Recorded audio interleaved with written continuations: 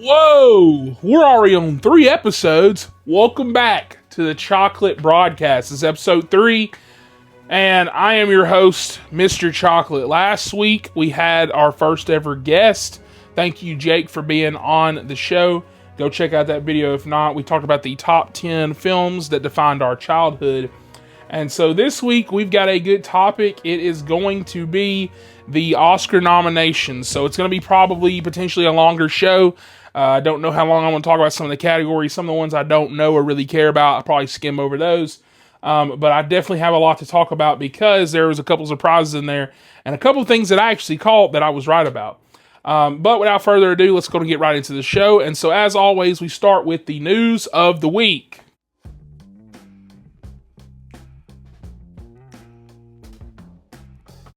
Alrighty, so for the news of the week, we've got 4 news stories up on the news of the week. So starting with the first big news story, this one, I'm going to piss off a lot of people with these news stories, if I'm being honest. I would say at least 2 of them, okay? But we're going to start with those first, so we'll ease into just a calmer news day. So Christina Hodson is writing Batman the Brave and the Bold. It's pretty much confirmed. James Gunn hasn't confirmed it, but he also has denied it. And for James Gunn, that kind of all but confirms it. It was coming to us from all kinds of leakers and sources, and it got officially confirmed. I can't remember if it was Variety or something like that, but it's pretty much official. And the online discourse actually sucks. I feel bad for this woman. And I feel bad for a lot of people like that. I feel like are in the entertainment industry or even just trying to make a name for themselves. It's like, you know, people always outside looking in. They've always got some shit to say. Always got some shit to say, but nothing to do. Right? That's what I always like to say. Right? And they're pissed off because she wrote The Flash, which I will also throw in a caveat here. Nobody really liked The Flash. I remember leaving the theater. I was like, okay, this wasn't great. Right? But I didn't expect that anyways, the DCU, like, holy shit, we only got a few okay movies in that, right? But what really gets me about the discourse was that they're just, like, giving this woman hate. This is the same woman who gave us Bumblebee. Like, it's like they keep forgetting about that when they're like, well, it's like the chance. I saw a comment today on somebody's post on TikTok talking about it. They were like, well, why would you want a 50% chance it's going to be good and then a 50% chance it could be just absolute dog shit? And, like, if you actually don't just join the hype train and join the hate parade, if you look at The Flash, it pretty much was nobody's fault but the studio, because I'm pretty sure she came in, like, and I think there was already a script written, like, she just came by and, like, did some tweaks or whatever to, like, the screen writing stuff. And I don't know, like, I'm just saying, she came in so late in the project, so I'm not going to fully blame it on her. She didn't, like, start beginning to end writing this shit, right? And then people want to really give her shit for Birds of Prey. I'm not going to touch on Birds of Prey because I'm pretty sure I've only seen it like twice.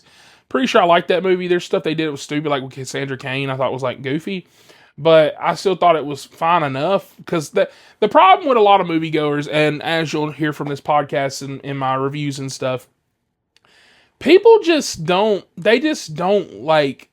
People want to like they like. For example, they'll be in the comment section of like a movie trailer. But then they just pretty much let you know real quick that they hate movies. It's like, why are you fucking here? Why are you in this space? And it's just like everything is just hate. That's just what rules the world. That's what everybody gets paid on.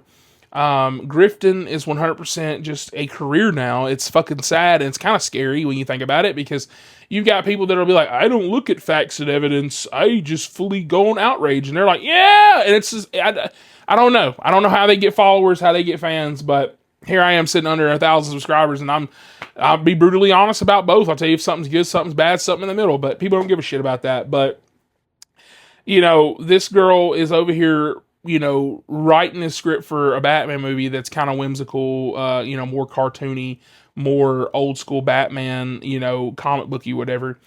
And here she is probably reading these comments online.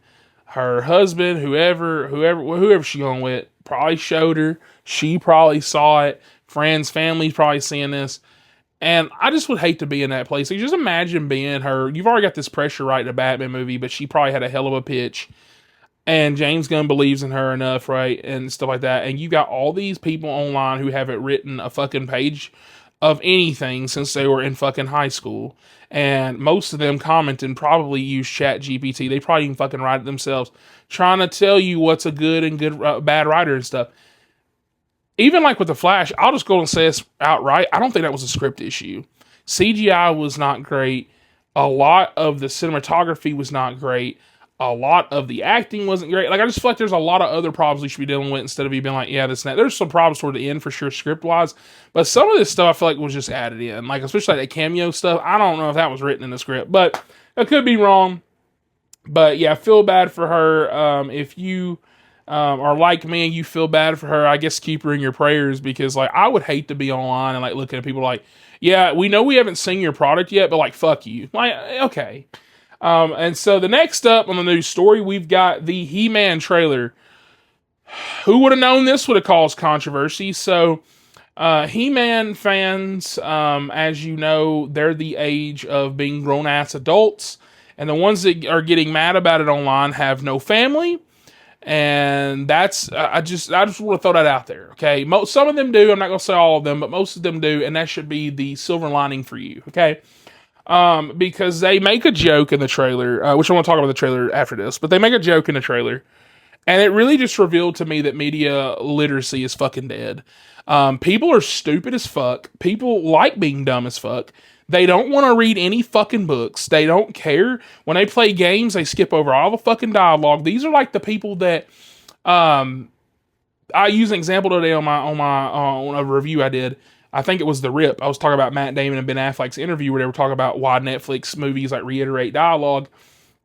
And it really just makes you sit there and think, because I've seen so many times where people are like, yeah, I try to show my buddies like Die Hard, and then he like played on his phone the whole time, and then by the end of it said I didn't like it, but then when you asked him what the plot of the movie was, he couldn't fucking tell you anything, couldn't tell you why the bad guys were attacking the fucking tower, anything. And I just feel like that's how people are online. And yeah, it just rules the world, right? But, like I said, people, you look at like Kingpin, how he was casted as a black dude back in the day. And then you had like Red from Shawshank Redemption, played by Morgan Freeman. Nobody had these outrages because guess what? When people didn't read these books or see any of this stuff, they just thought, oh, that's what the character looked like, whatever. They didn't care because people were casted out of that, out of just, portrayal. And so even like this, He-Man's already had controversy because for some fucking reason, people don't like Idris Elba now. I like Idris Elba. Who the fuck doesn't like Idris Elba? He's playing Man-at-Arms. Idris Elba looks like he's having a blast this movie, whatever. Uh-oh. Man-at-Arms.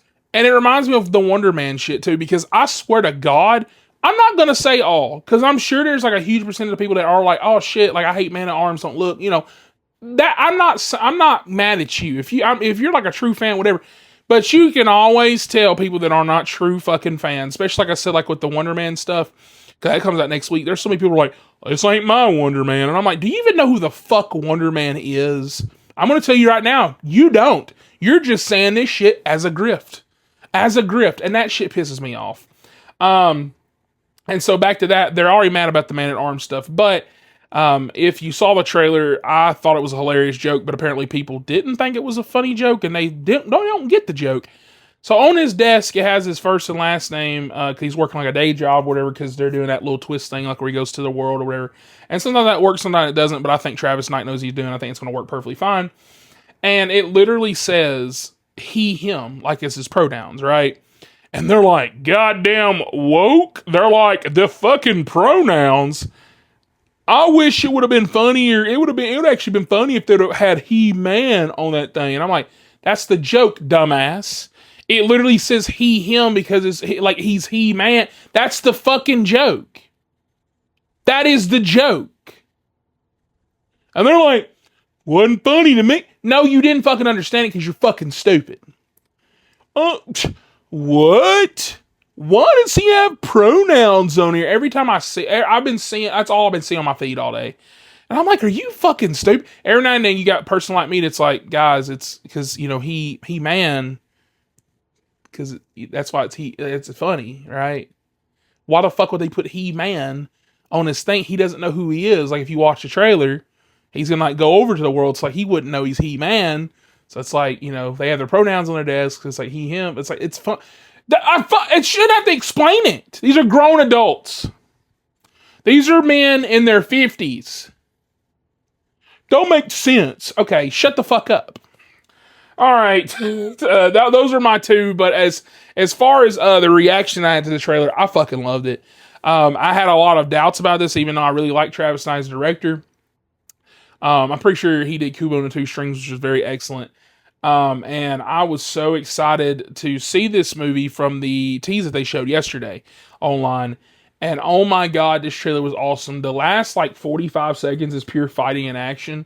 And you're actually seeing He-Man in an outfit. And once again, it could be bullshit. Maybe he's going to be in an outfit for like the last 20 minutes like some of these movies do. But I have faith that they showed enough where I don't think they would give all that away in the trailer.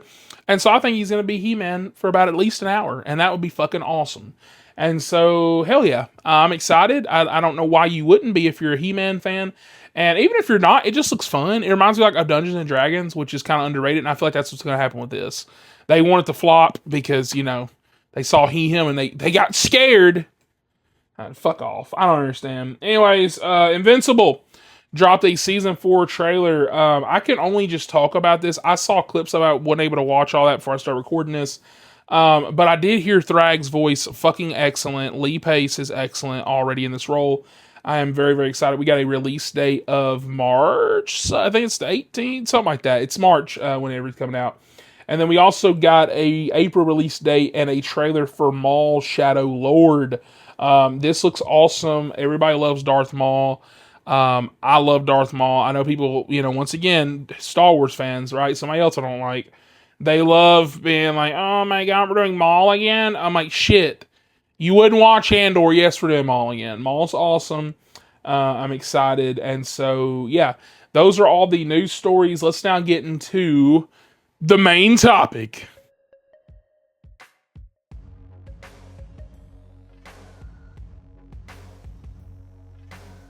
Alrighty, so the Oscar nominations happened today, this morning, whatever. And I am very, very excited, and I'm very, very eager to see what all the nominations are. I know what got Best Picture and saw that, like those nominations, and we'll talk about that at the end. But I started from the very bottom on Variety's website, and so let's look because, like I said, I don't know what the rest of the categories were, or not categories, but nominees. So for visual effects, we've got Avatar: Fire and Ash, F1, Jurassic World Rebirth, The Lost Bus. I beg your pardon? And then Sinners. For visual effects. I'm just going to go on a limb and just tell you there's no shit. Avatar's not winning this. But yeah, visual effects wise, I would maybe say, I guess Jurassic World, like even though I didn't like the movie, visual effects were really good. So maybe I'll put that second. But yeah, I'm like, Lost Bus.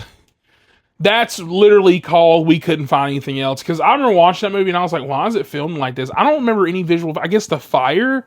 Okay, fuck. Look like an episode of Fire Country. Alright, let's move on to sound. The nominees are F1, Frankenstein, One Battle After Another, Sinners, and is that Sarat? I have not watched that movie. Yes, it is. Sarat. I thought something was on my screen. No, it's something over the A because I'm probably pronouncing it wrong. If I had to go based on this, because I haven't seen Sarat, I would dead ass. And I love Sinners too. That's my movie of the year last year. I would probably go F1 or One Battle After Another. I would probably go F1, honestly. Because watching that in like a Dolby screen, like surround sound, it sounded like the cars were in my ass. Okay, that's what I would go with for sure. All right, moving on. Next, production design. We've got Frankenstein, Hamnet, Marty Supreme, One Battle After Another, and Sinners. Now, this one's a little tricky for me. Instantly, just off gut reaction, I would go Frankenstein. Those sets, the productions themselves looked fucking fantastic. But you can say the same about every other movie. So, if I had a close second, I would probably either say Sinners or Marty Supreme. Because Marty Supreme, it literally felt like I was there. Very great nominees, though. Nothing I disagree with, honestly. So far. All right, Best Original Song. Okay, we've got Dear Me from Diane Warren, Relentless. I feel like I should know what the hell that's from. Diane Warren, Relentless. I guess I didn't see that. All right, we got Golden from K-pop Demon Hunters, which I feel like might actually win. I Lie to You from Sinners, which is what I actually think should win. Sweet Dreams of Joy from Viva Verde. And Train Dreams from Train Dreams, which I have not watched yet. I do plan on watching before the Oscars. So maybe in a month or so I'll make a video on it. But right now I'm going with I Lie to You from Sinners. That song is so beautiful. All right, international feature film. I only know about 2 of these, and I've only actually I've almost seen one of these, but I didn't get a chance to. I know of Secret Agent and Sentimental Value. The other 3 nominees are Sarat, the voice of Hin Rajab, and It Was Just an Accident, which you know what? I have heard of that movie. I have heard of that one, so I know about 3 of these. Sentimental Value, I heard was really good. That was the one I almost got to go see. But because of circumstances, I ended up choosing Hamnet over that, which I'm glad because I loved Hamnet. I think it was my 3rd favorite movie of the year or 4th or something like that. The Secret Agent, I think it's probably going to win it because it's won every other thing. I think it won the Golden Globe and I think it won the Critics' Choice. I could be wrong on that. I might be wrong on that because I know Sentimental Value had some heat as far as best supporting actors and stuff like that go. So. All right, best film editing. We've got F1, Marty Supreme, One Battle After Another, Sentimental Value, and Sinners. I would probably give this one to Sinners or... maybe Marty. I think I would give this one to Sinners, though. All right, let's move on. Actually, this one's going to be quick because I haven't watched any documentaries of last year. We've got documentary short film, All the Empty Rooms, Armed Only with a Camera, Children No More, The Devil is Busy, and Perfectly a Strangeness. I know nothing about these, so we're going to go on and skip to the next category. We've got documentary feature film, so these are actually movies. The Alabama Solution, Come See Me in the Good Light, Cutting Through Rocks, Mr. Nobody Against Putin. I have heard of that movie. And The Perfect Neighbor. I have not seen any of those, but I didn't know of one. All right, now something I know about. Best cinematography, we got Frankenstein, Marty Supreme, One Battle After Another, Sinners, and Train Dreams. Now, Train Dreams, once again, I have not seen, but from the shots I've seen, looks fucking incredible. If I had to choose out of this, I would go Sinners or Frankenstein. I'm not going to pick here because it really is neck and neck for me. I think Frankenstein has like 2 of my favorite shots of the year, but Sinners also has one shot that's like my favorite of the year. And I love how Sinners' nighttime scenes stuff that looks too. So the way it was filmed, the cinematography all together was very amazing. So I'm not going to pick anything on that one. I'm just going to say tie it with those 2. All right, animated feature film. I can't believe he got nominated, but Elio, I say that because I loved Elio, but people wanted to hate on that for some reason. And so I thought it was very cute and fun. We've got Arco, a movie I've never heard of. K-pop Demon Hunters, Little Emily, or the character of Rain. And we got Zootopia 2. Now, if we're going based on popularity, Zootopia 2 or K-pop Demon Hunters? I really think one of those have a chance of winning it, honestly. If I had to pick out of these, I might would go K-pop. It just really depends on what day I'm feeling, because the only 3 I really care about is Zootopia, K-pop, and Elio. Elio I really loved, but I don't know if I loved it more than K-pop. And Zootopia I got to think about because I feel like I like the first one more, and so I'm kind of going back and forth on that film. But, all right, next category. We've got Best Original Score. We've got Bugonia, Frankenstein, Hamnet, One Battle After Another, and Sinners. Now, for me, I was going to say this was easy, and I would say Sinners. I do think I would choose Sinners, and I think Sinners should win, but I think Hamnet has a close second chance. Hamnet, I was listening to the soundtrack the other day.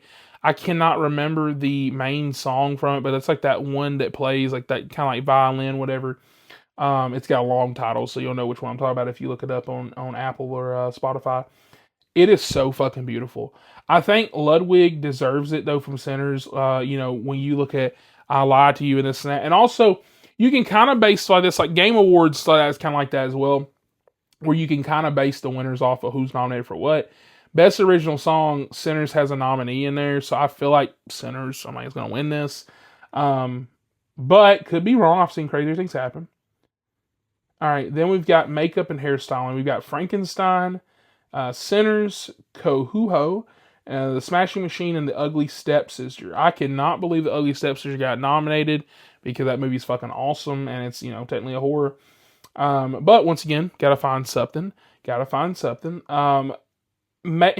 See, the makeup and hairstyle, I think, is technically wardrobe. I'm pretty sure there could be costuming on here. If this is technically wardrobe and stuff, I might give it to Sinners. But if we're going strictly like makeup and hairstyle, like actually what it says, Frankenstein 100% wins this. The way that he fucking looks in that, I won't say costume, but like literally the makeup they put on him, Jacob Elordi was so amazing in that film. All right, now we've got live action short film. We've got Butcher's Stain, A Friend of Dorothy, Jane Austen's period drama, The Singers, and Two People Exchanging Saliva. What the fuck? I know of The Singers. I don't know of any of these other ones, so we'll kind of skip that one. All right, Achievement in Casting. What the fuck? I've never heard of this category. We got Hamnet, Marty Supreme, One Bite After Another, The Secret Agent, and Sinners. I'm going to say Sinners on this one because I think they won the Ensemble Award for a reason. This has a really great ensemble. We got a really great newcomer in Miles Catton. I would go Sinners for sure. If I had a close second, I would say One Bite After Another because when you look at, I can't think of her name right now, Chase Infinity. When you look at her, Benicio del Toro, Leonardo DiCaprio, and Tiana Taylor, and like many more, like Regina Hall's even in this film and stuff like that. I feel like people forget about her. I would say that's a close second for me for sure. All right, okay, here we are, costume design. So go back to the makeup one, Frankenstein 100% clears. So this is costume design. We've got Avatar, Fire and Ash. We've got Frankenstein, Hamnet, Marty Supreme, and Sinners. I feel like with Avatar being up in here and Frankenstein, I feel like the rest of them, that and Sinners, I feel like that kicks off Hamnet and Marty. Marty outfits were really good and so were Hamnet's, but when you think about like Smoke and Stack and stuff like that and Sinners, like how distinct they were, I feel like that puts them ahead of that. Frankenstein, really great when it comes to the costumes, especially like what the creature wore and what everybody else wore for that time period, especially like the white dress scene and like many of these other scenes like were, it was almost hypnotic in a way. And Avatar, I'm only sticking on that because I know most people are like, oh, whatever, but like their costumes are really cool that they wear, like the Na'vi. I feel like they're not going to give that to that. I feel like they're only going to give it the other award we skipped. I can't think of what it was called, but I feel like Sinners is going to take this one. I think Sinners is going to get this one for sure. Ruthie Carter, it does an amazing job, and I know she even said that these costumes were meant for Blade. Not getting that movie, but yeah, I would definitely go with that. All right, animated short film. Let's see if I know anything on here. I've heard of one of these. Okay, we've got Butterfly, Forever Green, The Girl Who Cried Pearls, which is the one I heard of, Retirement Plan, and The Three Sisters.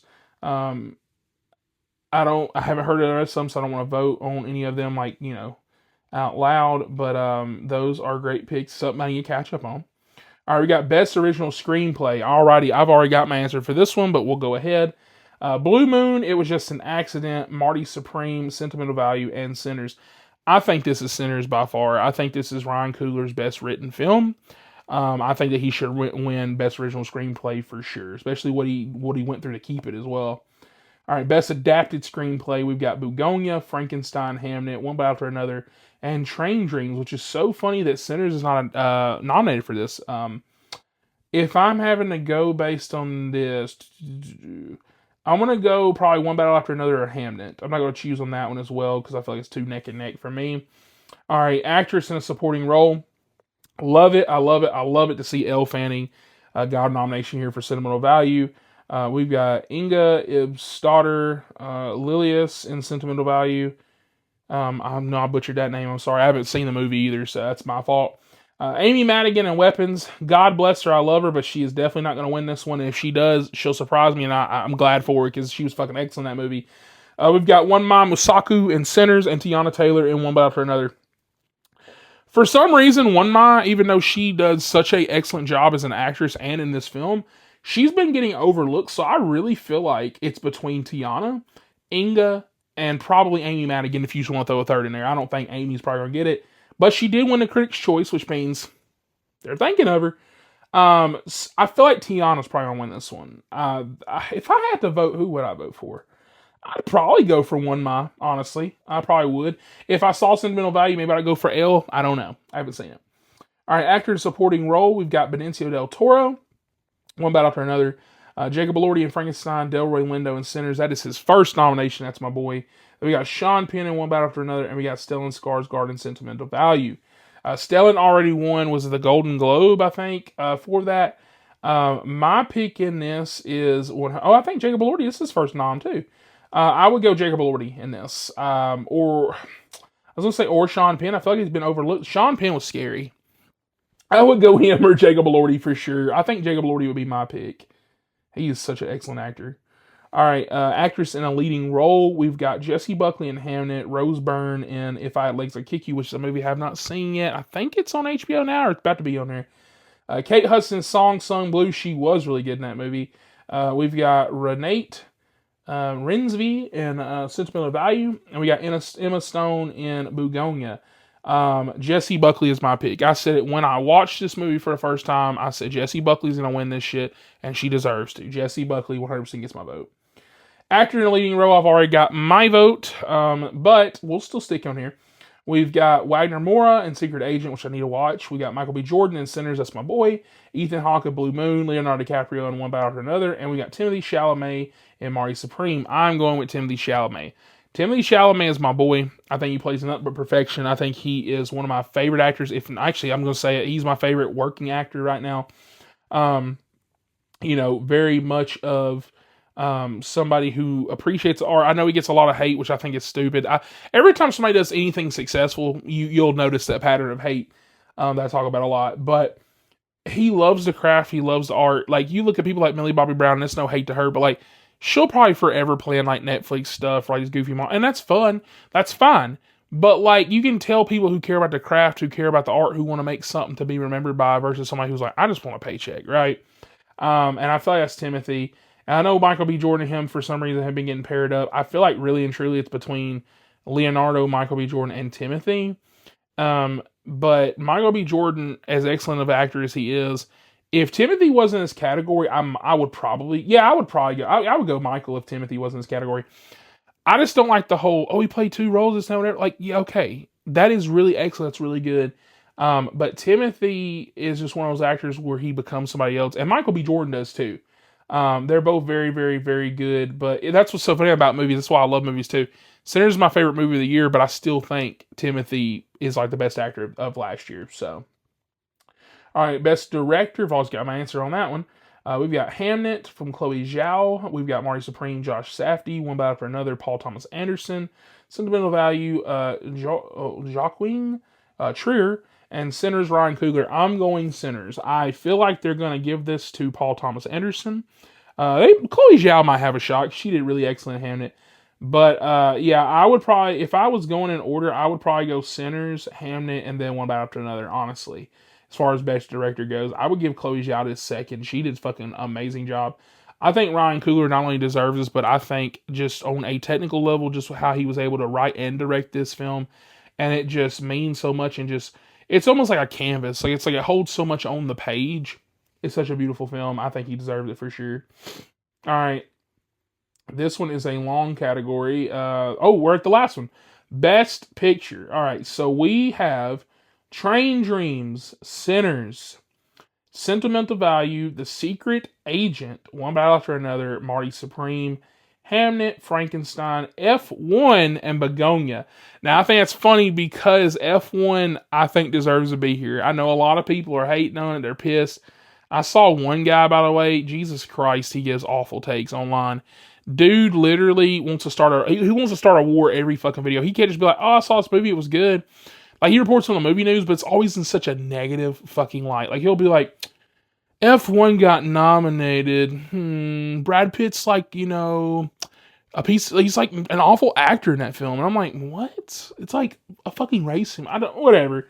But as far as a movie goes, Joseph Kosinski is one of my favorite working directors. I would probably say he's my second director working today behind Christopher Nolan. He made my favorite movie of all time, Tron Legacy. He does fucking amazing work. And I think that his work deserves to be nominated. Like, F1 is a hell of a movie. Say what you want to say about it. I don't care about accuracies. I don't care about acting, whatever, this and that. The fucking racing scene, which is what you go there for, peak, top, is amazing. So, with that being said, though, I think Sinners should win this. That is my favorite movie of the year, so that is my best picture. So, I might full bias there. If I had a second pick here, Okay, we're going Best Picture. Okay, so I would probably go Marty Supreme.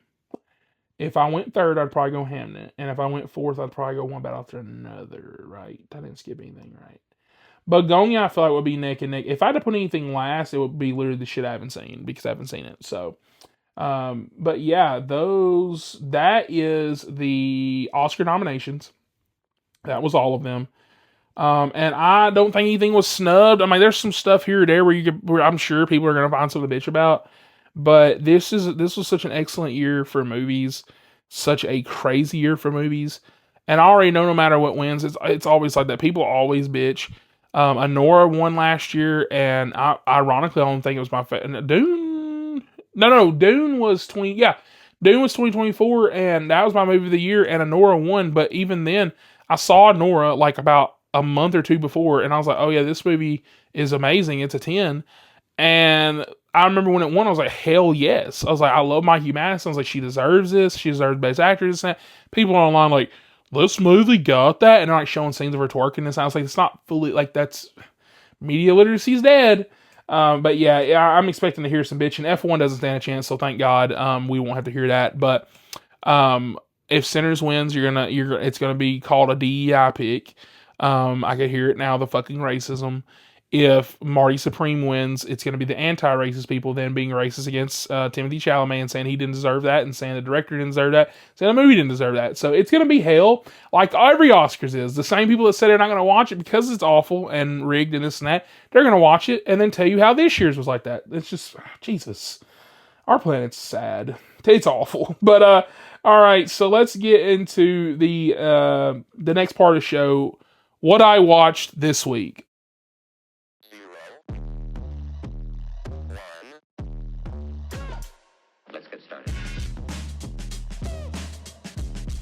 Alrighty, so what I watched this week was Landman Season 2 finale. I've got a review up on that. Basically, kind of summarizing it, the show is still good, but Jesus Christ, they got to remove a lot of this filler. I'm fine with an episode. Well, for example, this 10 episodes, right? I'm fine with 2 episodes, maybe even 3 that are filler. But when only 2 episodes are giving me fucking plot, that means 8 episodes are filler. I don't like that at all, right? Like, you had the stuff with his dad, for example, that was like really pivotal to the plot, because how is Sam Elliott getting here to this house? Then once they get him to the house, he doesn't have much to do. And it's just shit like that where I'm like, oh my God. Alright, and then we watched Night of the Seven Kingdoms premiere. I fucking loved it. I thought the pacing changes, I thought the tone changes were awesome. I love there was no major cool fight or anything stupid or whatever. I just love that this is a goofy approach, and it's nice, and it's just kind, and it doesn't feel like Game of Thrones, which is kind of why I liked it, because I love Game of Thrones, I love House of Dragon, but I think it's just fun that we get something in the world where, it's a nice pace. Alright, and then I watched Percy Jackson Season 2 finale. That review is up on my channel. That review was doing fucking awful. I think I showed there was like 2 views on that bitch. I was like, dude, people just fucking hate Percy, I guess. But as far as me goes, I really liked it. Oh, me goes. As far as that goes, I love the show, but it's one of those things, it's just a gradual change. I think I gave the first season a 7 out of 10. This one's about an 8 for me. But I do see where they're lying down seeds, and I know that book 3 can be adapted greatly, and so maybe that'll be an 8.5, maybe even the first 9 for the series for me. And then last night, to end it all up, wrap it up for tonight, which will be next week's Pixel and Popcorn, I watched Snakes on a Plane. That movie is fucking awesome. It's hilarious, and actually hilarious story of how I even got this movie. So the day before, I guess this was to be here Tuesday, UPS told me, actually I think it was supposed to be here today, but UPS was like, oh, we have your package like literally a mile from me, basically. That's a lie, but in layman's terms, like they could have got here today, right? And they ended up saying that, we handed off the USPS. I hate that shit. You have it. It's almost here. Why are we handing it off? So, of course, when they get it, it's like 12 o'clock. So, like, the mail routes is already going out. So, it's not going to be here till the next day. Get a fucking message from Amazon. Amazon's like, bitch, we've got your shit. It's going to be here before 10 o'clock. I said, 10 p.m.? I've never gotten a delivery that late. Some dude came up to my house and he went, I heard him he ran to that fucking car. He got scared. I mean, I don't blame him. 10 o'clock at night. Shit was pitch black. But yeah, I got it, and I instantly fucking unboxed it and put it in my player and watched that shit. It was hilarious. So that would be next week's Pixel and Popcorn. All right, and now let's talk about that. So we our upcoming films for this weekend, which is supposed to be some bad weather. So actually, for once, I don't know if I'm going to watch these. If I don't, I will watch a few other movies. I know there's going to be a show called Steel that I plan on watching tonight, and hopefully finishing tomorrow. There will be that review out probably Saturday. The podcast is coming out Saturday, so you're watching this right now, anyways. So just a little mini update for people that are listening. If something happens, I can't go see these movies I'm finna talk about. Um, I don't even know if I'll try to go see them the next week, honestly, because they don't sound awesome. But we'll see how that goes. I probably won't review them though if I do go watch them. They'll just be something I add to my personal list. But without further ado, the upcoming films are: we got Mercy, Return to Silent Hill, and In Cold Light. Now I know you're probably like, "Damn, what a weekend!" You could probably skip for sure. I probably could, right? Mercy looked awful from the first trailer.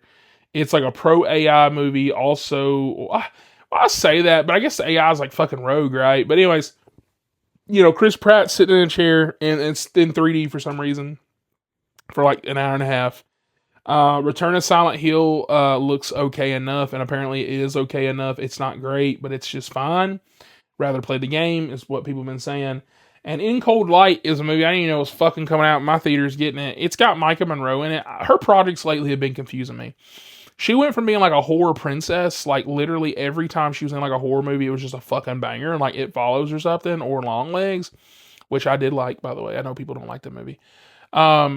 But yeah, I think it's just funny to me that she'll go from that to like that Colleen Hoover movie that's like, by the way, weirdly in March. That'd have been perfect for Valentine's Day, but I don't know because it is kind of a weird plot. She's like going with like her dead boyfriend's best friend. But anyways, and also, how does that plot work? How do they not fucking know each other? Now that I think about that, like he's like Scotty was maybe in that that doesn't make any sense. Now I'm off topic because she's like, oh my god, or he's like Scotty was my best friend. He's like, you're that girl, and I'm like, your best friend had a child with a woman. This woman went to prison, so like you just like didn't know what the fuck she looked like. Like she looked like crazy different or something. That's weird. But anyways, maybe they'll explain it in the movie. But maybe he's like estranged or something. But anyways, yeah. As far as that film goes, I'm just a little bit confused on how they're remotely like releasing that in a different month like that. I'm also confused on how Micah Monroe keeps playing all these movies like that, because she was in something else that I just recently saw. It was the not Knock of the Cradle, whatever the hell, maybe that was what it's called. You had that movie, and like she's all over the place lately, and she's in a lot of shit lately. But this movie, she's like not escape. I guess she like got out of prison, and she's like, I run like a kingpin. And I was like, Micah Monroe, I love you, but like I don't buy it for a second that you are running this drug kingpin by yourself. And so it looks like a fucking Tubi movie, but we're gonna be there if we can, God willing. Upcoming events to end the show. Next Wednesday, we've got a Pixel and Popcorn on Snakes on a Plane, and the episode 4 of the podcast will return next Saturday, a week from today, God willing. And during the weekend, you should get, hopefully, those reviews on Mercy, Return to Silent Hill, and In Cold Light, probably Sunday. And then maybe if I can finish Steel, you'll get that, because I let everybody down in the Ponies review. I didn't even watch that. I haven't watched it yet. But Steel is only 6 episodes, so if I can do 2 or 3 tonight, we can finish that tomorrow and do a review. And yeah, I think that is it with the show. We've covered everything we cover up. And yeah, next week it'll probably be another solo show. Might be a couple weeks I have a guest again. But yeah, had fun today. Love talking the Oscars. Love talking movies with you guys. So comment down below. Let me know your thoughts on the Oscar nominations. And with that, I'll catch you guys next week on episode 4, where we talk some topic I'll come up with. And with that, I'll catch you guys on the next one. Like, subscribe for more.